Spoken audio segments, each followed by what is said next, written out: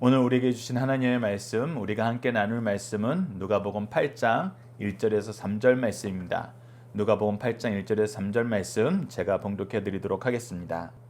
그 후에 예수께서 각 성과 마을을 두루 다니시며 하나님의 나라를 선포하시며 그 복음을 전하실세 12 제자가 함께 하였고 또 악귀를 쫓아내심과 병 고침을 받은 어떤 여자들 곧 7 귀신이 나간 자 막달라인이라 하는 마리아와 헤롯의 청지기 구사의 아내 요한나와 수산나와 다른 여러 여자가 함께하여 자기들의 소유로 그들을 섬기더라. 아멘. 오늘 본문 말씀을 저희들 함께 나눠보고자 합니다. 오늘 본문 말씀은 참 우리에게 시사하는 바가 큰 말씀입니다. 오늘은 딱 3절로 구성되어 있어서 저희들이 한 단락으로 볼 건데 이 8장 1절에서 3절 말씀을 예수님의 제자들은 무엇하는 일에 동참하였고 어떠한 사람들이 제자로 합류했나요? 라는 내용으로 함께 말씀을 나누도록 하겠습니다. 키워드는 선포, 연약한 사람들, 섬기는 사람들입니다. 자, 1절 말씀 보십시오. 그 후에 예수께서 각 성과 마을을 두루 다니시며 하나님 나라를 선포하시며 그 복음을 전하실세. 이 부분까지 보면 우리가 무슨 말씀이 기억납니까? 우리가 누가복음, 복음서에서 가장 많이 반복하는 말씀 중에 하나가 예수님께서 이 지상사역에서 멈추지 않고 하신 일이 무엇이냐 했을 때 마태복음 4장 23절을 계속해서 얘기했습니다. 예수께서 온 갈릴리에서 두루 다니사 그들의 회당에서 가르치시며 천국 복음을 전파하시며 백성 중에 모든 병과 모든 약한 것을 고치시니 즉 teaching, preaching, healing 이 일을 쉬지 않으셨다는 것입니다. 이 일을 쉬지 않았을 때 어떤 일이 생겼느냐? 예수님께서 teaching, preaching을 하면서 무엇을 양육하셨어요? 누구를 양육하셨어요? 제자를 양육하셨어요. 많은 제자들의 무리가 있었고 그 중에 12를 세워서 사도로 부르셨어요. 그런데 지금 teaching, preaching을 하는데 누가 함께하고 있습니까? 바로 12 제자가 함께하고 있어요. 이것은 무엇을 얘기합니까? 하나님께서 우리에게 맡기신 일, 예수 그리스도의 사역을 우리가 따라가면은 반드시 누가 생긴다? 제자가 생긴다. 이 제자라는 것은 하나님께서 우리에게 맡기신 사명의 결과입니다.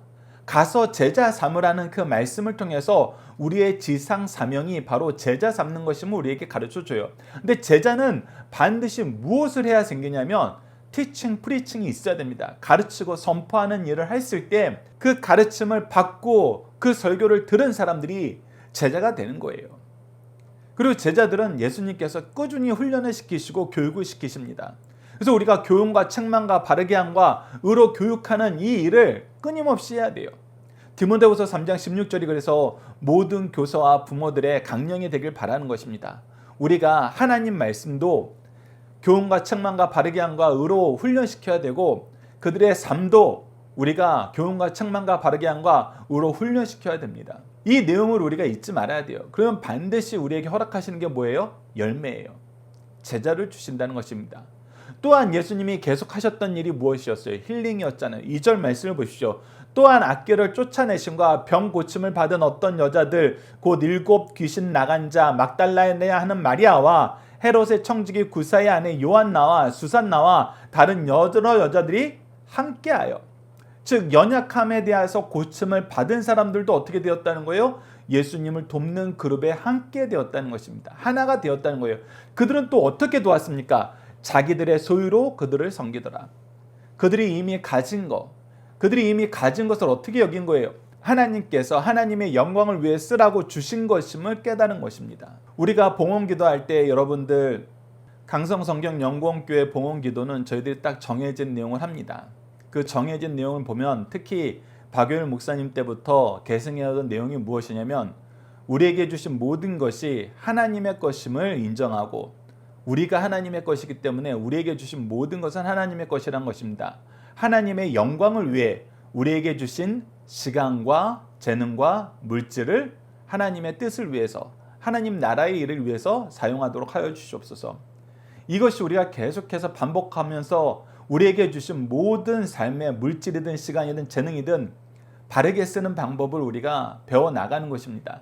이 부분에 대한 성경적인 해석 또한 우리가 금요 기도회 때 올해 내에 들어갑니다. 지금 현재 사도신경을 하고 그 다음에 이 봉헌기도 내용을 하고 주기도문을 내용을 하고 우리가 그동안 열심히 구호로 만들었던 여러 가지 믿음의 고백들을 우리가 확인하는 시간을 금요 기도회 때 함께 나누겠습니다. 여러분들도 온라인으로 시청하시는 분들도 금요 기도회를 통해서 강성성경연구원교회에서 박유일 목사님에게 받았던 그런 믿음의 내용들을 어떻게 계승하고 이 믿음의 내용들이 성경 말씀을 근거로 하여 왜 중요한지 여러분들이 함께 나누는 시간을 가졌으면 합니다. 바로 이 여인들이 그들이 가진 것으로 그들이 가진 시간과 재능과 물질로 예수 그리스도의 사역에 동참하게 된 것입니다. 왜? 그들에게 있어서 부르심은 그들의 연약함을 고쳐주신 하나님의 은혜였어요. 그래서 우리가 고린도 전후서를 통해서 봤던 것처럼 우리에게 더 주신 것은 우리로 하여금 나눠서 균등하게 하시려는 하나님의 은혜가 있었고, 이 일을 이루기 위해서 우리에게 하나님께서 주신 것이 물질뿐만 아니라 은사도 사명도 직분도 주셨다는 거예요. 이것이 우리가 교회 내에서 우리 가정 내에서 우리가 소속된 공동체 내에서 연합이 되어서 무엇하는 일에 쓰인다? 바로 하나님 나라의 일을 이루는 데 쓰인다. 예수 그리스도의 사역을 우리가 따라가는 데 쓰인다. 그래서 예수 그리스도의 마음으로 하나가 되어서 우리가 배운 것으로, 우리가 들은 것으로, 우리가 체험을 받은 것으로, 그리고 우리에게 주신 모든 것을 통해서 이 일을 함께 해 나간다. 이 역사가 교회의 역사라는 것입니다. 이 역사가 믿음의 가문의 역사라는 거예요. 이 역사가 전도의 역사이고 하나님 나라의 확장의 역사였다는 것입니다. 그래서 여러분들 다시 한번 잠잠히 묵상해 주십시오.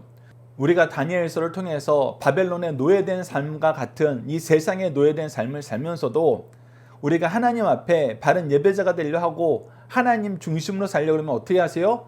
하나님께서 사람들의 마음을 얻게 하시고 우리로 하여금 합당한 말, 지혜로운 말을 하게 하시고 그리고 결과를 책임져 주세요.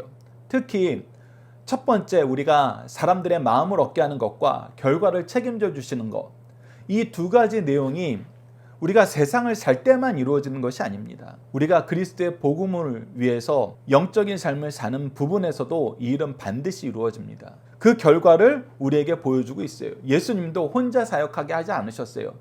제자를 얻게 하셨어요. 그리고 돕는 많은 여인들을 두게 하셨습니다. 이들은 사회적으로 보면 아무것도 없는 사람이에요. 부족한 것이 많은 사람들이다. 연약한 사람들이었어요. 비난받는 사람들이었어요. 천시받는 사람들이었어요. 그러나 예수 그리스도의 복음 안에서 무엇하게 되었어요? 예수님의 제자가 되었고 예수님의 동역자가 되었고 교회의 멤버가 되었던 것입니다. 그렇다면 지금 우리는 어떨까요? 지금 우리도 동일하다는 것입니다. 우리도 예수님이 하시는 그 사역을 하면 티칭, 프리칭, 힐링 이 내용을 우리가 잊지 않고 이 일에 수고하면은 하나님이 반드시 우리에게 동역자로 허락하여 주십니다.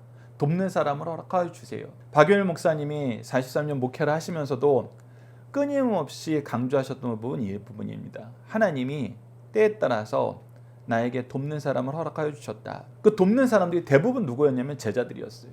제자들이었습니다. 이건 매우 성경적이고 우리가 주목하여서 봐야 되는 것입니다. 여러분들, 우리가 하나님의 일을 할 때 외로워하지는 이유는 사실 동역자가 없기 때문이에요. 일이 함께 한 마음으로 한 뜻으로 나아가는 사람이 없을 때 외롭습니다. 세상은 이것을 다른 방법으로 채우라 그럽니다. 동역자라는 표현으로는 규모를 크게 만들 수 없다 그럽니다. 그래서 무엇을 만들라 그래요? 이 공동체를 만들라 그래요. 이 공동체를 우리가 요한복음을 통해서 확인하면은 어떤 표현이 되냐면 서로의 영광을 구하는 공동체입니다. 근데 우리는 서로의 영광을 구하는 공동체, 세상적으로 얘기하면 이익 공동체가 아니잖아요. 우리는 하나님의 영광을 구하는 공동체, 하나님 나라 공동체예요. 그러면은 하나님 나라는 하나님의 뜻 안에서 하나님의 방법대로 하나님을 의지하면서 이루어지는 것이에요. 그래서 우리가 가장 중요하게 실천해야 될 세 가지 사역이 바로 티칭, 프리칭, 힐링이라는 것입니다. 가르치고 선포하고 연약한 자들을 고치는 거예요.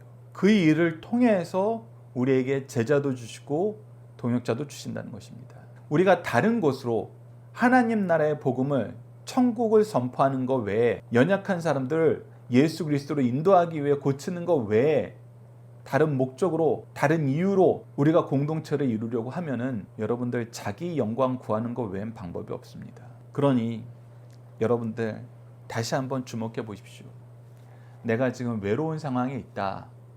그럴 때에는 다시 한번 우리 복음을 선포하는 일에 목숨을 겁시다. 하나님 말씀, 예수 그리스도의 복음, 예수 그리스도의 삶을 가르치는데 우리 한번 목숨을 걸어봅시다. 그리고 우리의 마음은 항상 연약한 사람을 향하여 나아갑시다. 세상적으로 하면은 유력한 사람들 찾아가야죠. 성공한 사람들 찾아가야죠.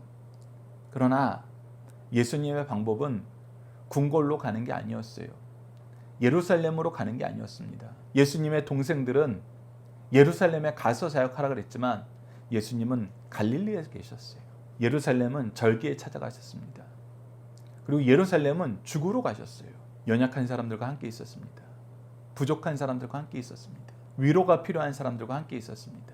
우리에게 주신 은혜를 우리가 나눌 수 있는 사람들 찾아서 나누는 삶. 그래서 사도 바울이 얘기했던 대로 주는 자가 받는 자보다 복되다 하신 예수 그리스도의 말씀이 성취되는 은혜의 역사를 우리가 다시 한번 경험합시다. 우리 교회가, 우리 가정이 이런 곳이 되도록 우리를 먼저 불러 써주신 하나님의 계획하심에, 하나님의 은혜에 우리가 순종하며 감사하며 나아갑시다. 우리가 함께 묵상할 말씀을 통해서 이 부분을 좀 더 보도록 하겠습니다. 우리가 조금 전에 읽었던 마태복음 4장 23절 여러분들 꼭 기억하십시오. 회당에서 가르치시고 천국 복음을 전파하시고 백성 중에 모든 병과 모든 약한 것을 고치시니 우리의 사역은 이래야 됩니다. 그리고 마태복음 28장 1절입니다.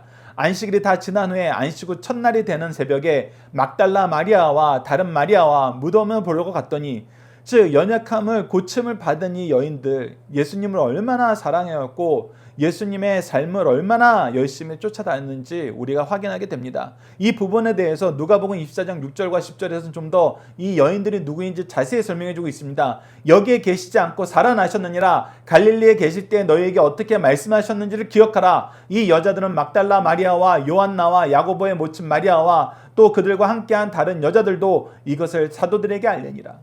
그래서 이 공동체는 하나님의 말씀을 듣고 하나님의 말씀을 기억하고 하나님의 말씀을 전하는 삶을 살았다. 이 여인들이 얼마나 귀하게 쓰임 받았는지 우리가 복음서를 통해서 확인하였고, 이 은혜로운 역사가 무엇을 통해서 시작되었다? 예수님께서 그들의 연약함을 돌보시면서 시작되었다. 예수님께서 가르치시면서 선포하시면서 시작되었다. 그러니 우리도 가르치고 선포하고 연약한 자를 돌보자. 그랬을 때 하나님께서는 결과를 책임져 주시면서 우리에게 필요한 동역자를 우리에게 보내주신다. 하나님 나라의 일을 하는데 우리를 외롭게 만들지 않으신다. 여러분들 이 내용을 우리가 다시 한번 기억하고 신뢰하고 다른 방법 찾지 말고 서로의 영광을 기하는 세상의 이익 공동체가 되지 말고 하나님 나라의 영광을 구하는 교회가 됩시다. 중심 사상을 하나씩 살펴보도록 하겠습니다. 예수님께서 선포한 복음의 핵심은 하나님 나라입니다. 하나님의 나라는 하나님이 세우시고 하나님이 중심이 되셔 다스리시고 하나님의 뜻이 이루어지는 나라입니다. 이 나라는 하나님의 능력의 나라요, 의로운 나라요, 복된 나라요, 하나님께서 우리의 아버지 되신 나라입니다. 주님은 하나님 나라를 선포하시며 그 나라를 이루어 가셨습니다. 두 번째, 하나님 나라 일꾼으로 강한 자보다 약한 자가 더 많이 쓰임을 받습니다. 예수님의 제자 중 남자들도 비교적 천한 자, 멸시받는 자, 약한 자들이 많았습니다. 그리고 그 당시 멸시받는 여인들도 귀하게 쓰임을 받았어요. 하나님 나라 일에는 여러분들 세상의 능력이나 세상의 지위나 세상에서 어떻게 평가를 받느냐는 중요하지 않습니다. 이것은 지혜로 하는 거 아니고 능력으로 하는 거 아니고 재물로 하는 거 아니고 지위로 하는 거 아니에요. 무엇으로 하는 거예요? 성령으로 하는 것이기 때문에, 성령으로 하는 것이기 때문에 내 주제에 내가 이걸 어떻게 감당해, 그런 거 아닙니다. 나를 보내주셔서 하는 자를 통해서 하나님은 하나님의 큰 일을 이루십니다. 순종이 제사보다 낫다. 우리 항상 기억하셔야 됩니다. 그래서 우리가 약한 것이 우리가 일 안 해도 되는, 우리가 하지 못하는 이유가 되지 않아요. 핑계가 되지 않습니다. 순종할 때 성령의 역사에 쓰임 받습니다. 오늘도 주님이 쓰시는 사람 중 대다수가 비교적 연약하고 냉대받는 사람입니다. 주님은 그들을 통해 하나님의 일을 하게 하십니다. 세 번째, 주님을 섬긴다는 것은 시간과 재능과 물질이 수반되는 것입니다. 거짓된 사랑은 말과 혀로만 고백하는 것으로 실제로는 아무것도 주지 않는 것과 같습니다. 본문에 나오는 여인들은 자기 소유로 그리스도를 섬기는 묘미로 알았던 참으로 행복한 여인들이었습니다. 그 후 많은 사람들이 자신과 자신의 것을 드려 주께 헌신하였습니다. 우리가 자녀들과 함께하는 기도 훈련 내용을 통해서 함께 기도하는 시간 갖도록 하겠습니다. 함께 기도하시겠습니다. 연약하고 미련한 우리를 부르셔서 일꾼 삼아주시는 하나님, 부족한 우리를 통해 일하심으로 하나님의 뜻을 따르는 것이 가장 큰 능력임을 깨닫게 하시니 감사합니다. 많이 가져도 나누지 않으면, 많이 알아도 행하지 않으면, 높이 있어도 섬기지 않으면 헛될 뿐인데, 이유도 없이 목적도 없이 탐욕에 빠져 방황함을 용서해 주소서. 아무리 연약하고 미련하고 부족하여도 하나님의 뜻에 순종하며 섬기며 살 때 은혜의 통로가 되게 하시고 구속사의 중심 일꾼으로 사용함을 깨닫고 약할 때 더욱 섬기는 삶을 살도록 도와주소서. 예수님 이름으로 기도드립니다. 아멘.